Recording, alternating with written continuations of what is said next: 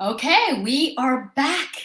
Okay, so what to do next with all this new information that you just discovered about what the diet culture doesn't want you to know.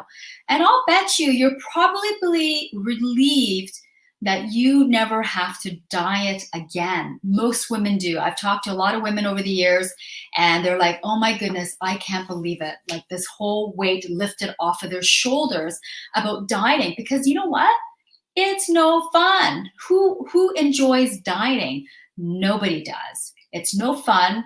It's unrealistic, and it's really not the right way to get that weight off forever. So, here's what we're going to talk about. Yeah, so first of all, yeah, I talked about that women are relieved, and here's what you can do. There's three things that you can do starting today. One is really about being kinder to yourself. Because when I talk to women and what they tell me is all this negative thinking that's going on in their head. I hate this, I hate that, I'm a loser, I'm this, I'm that, right? Does that sound familiar? All this negative self-talk. And the negative self-talk is something that's really hard to change because it's your subconscious mind that's actually ruling you. So your subconscious mind is supposed to be the servant, and your conscious mind, is supposed to be the servant. However, over the years, when you turn about 35, your whole life is basically on autopilot. Just think about your day. Everything that you do is on autopilot. I mean, you don't have to think about it. It's all habit. The way you get out of bed, the way you brush your teeth, the way you get dressed, how you shower, how you wash your hair, what kind of breakfast you enjoy eating, how you drive to work, what you want to eat for lunch, and so on, right? So what's happened is your subconscious mind has become the master and your conscious mind has become the servant. But it is doable. You just have to be aware of your thought pattern. And oftentimes I always tell women to have a journal, like a journal started to write in what it is that they're feeling, the negative thought patterns. Because in most cases, when you're thinking badly about yourself, it's repetitive. That too is also a habit, right? So being kinder to yourself and not to just kind of give yourself a break. If you did something horrible, like you ate a bag of chips, like, you know what? It's not the end of the world, right? Just go, okay, you know what? I wasn't hungry. I ate that bag of chips. Just, ask yourself questions. Why did I do that? What was I feeling? What's going on in my life? And let yourself off the hook. And that's really the key, is being kinder to yourself, is to just let yourself off the hook. Forgive yourself for being so cruel to yourself, right? And two is relearning your relationship with food. That's a big one because it's back to that diet culture. The diet culture has conditioned women in believing that you've got this list of foods, including carbohydrates, that is bad for you, that's going to allow you to gain weight. Those bad foods doesn't result in weight gain. What results in weight gain is mindless eating, emotional eating, and lacking self-worth, self-love that's causing you to gain the weight, not the food itself, right? So if you're eating when you're not hungry, well, guess what? You're probably going to gain weight, right? But if you're more mindful in how you're feeling, you're probably less likely to grab the foods that you want, or the foods that you want to eat. And the other thing too is, I was going to have something in my brain, now I can't remember. Trusting yourself around food. That's the other thing with that forbidden food list that is getting bigger and bigger by the day, is that you no longer trust yourself around food, right? All of a sudden, think of it as a kid. When you tell your kid not to do something, what do they want to do? They want to go do that thing that you just told them not to do. They want to go and do it right away. Because it's human nature.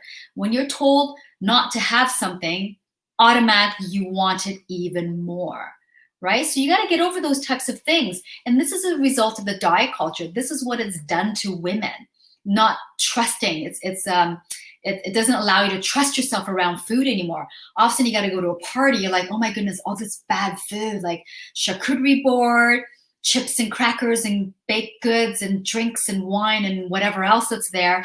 You're like, oh my God, I can't trust myself, but yet you want it, right? So this is a result of the diet culture. So relearning your relationship with food.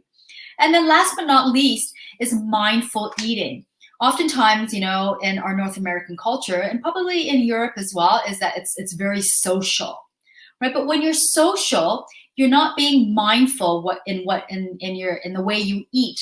So in other words, you're busy talking and conversing and socializing while you're eating versus engaging all 5 of your senses. So seeing, touching, tasting, smelling, and feeling, right?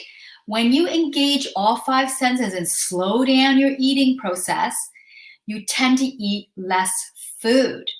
Give that a try. I'll bet you, I mean, given that you're not starving, that's a whole nother ball game. But when you can, slow down. Put down your fork or your fork and knife or your spoon. Enjoy the food. Enjoy the flavors. Enjoy the texture. Enjoy the smell. Engage all 5 of those senses, and I'll bet you will eat less food. Okay, so those are the 3 things that you can do right now. And are these things possible to do on your own? Absolutely, they are. However, again, it's training it's about learning. It's first of all learning how your mind works and what habits are. How do they get developed and how to undo them? So these are things that you can do, but realistically, it's more doable when you're in a community. And the reason being why is that you get support, you get guidance, you get direction, right? Because when you think about all the years you've been dieting, it's like on, off, on. You try this, you try that, you try this, you try that. You're kind of like scattered all over the place.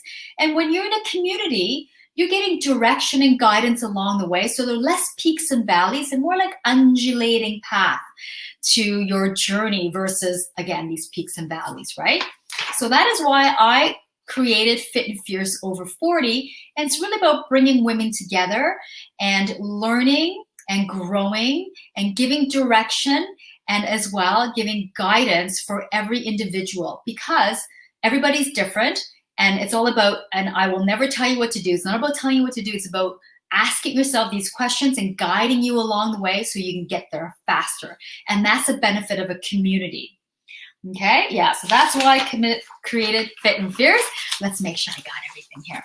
All right, yeah, because you get guidance, support, direction on a regular basis. So if you're someone who's been suffering for years, if not decades, in their body, whether it's body image issues or weight issues or your relationship with food, or you're just sick and tired of feeling sick and tired of your body, the Fit and Fierce community is for you. You have to be ready, because this work, the beauty of this kind of work that we do inside the community is that you only have to do it once. It's not like a diet. You get to lose weight, you get to feel good in your body, all without dieting. Can you imagine the bricks coming off of those shoulders, right? The pressure comes off, and it certainly makes it a lot more fun. That's the beauty of having a community. Yeah, so weight loss is possible without dieting. Yeah, so if you're tired of lost hopes, the community is for you. So I've got a link down here below where you can book a Right Fit call, and we can have a chat about some of your questions that you may have and see if the Fit and Fierce community is right for you. So be sure to book a call with me, and I can't wait to chat with you, to meet with you, and see how I can help you feel happy and achieve all your health and fitness goals, all without dieting. All right? So I'll see you on the call. Bye for now.